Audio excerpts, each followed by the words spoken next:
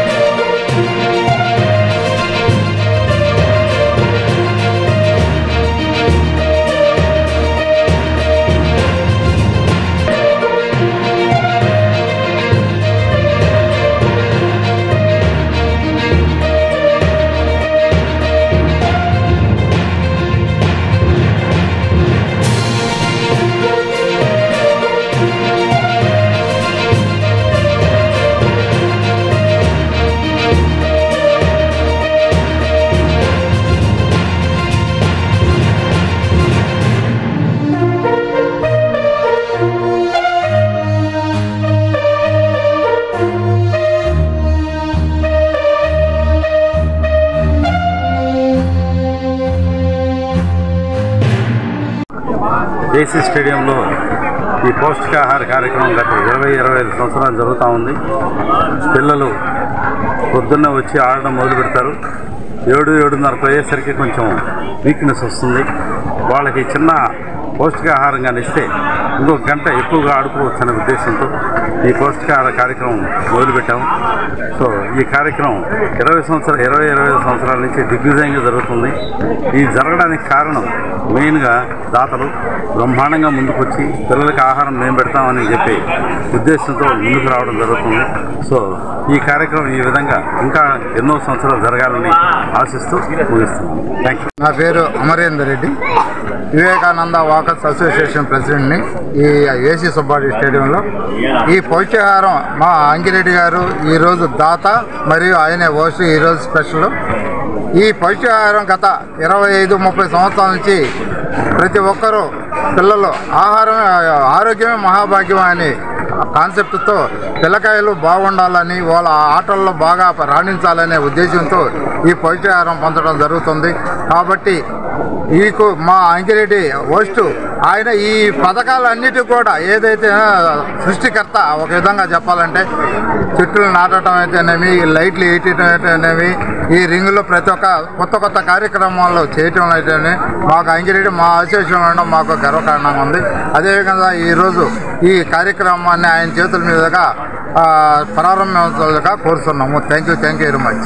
ఈ వీడియో కనుక మీకు నచ్చినట్లయితే లైక్ చేసి షేర్ చేయండి. మరిన్ని లేటెస్ట్ అప్డేట్స్ కోసం మా ఛానల్ ని సబ్స్క్రైబ్ చేయండి.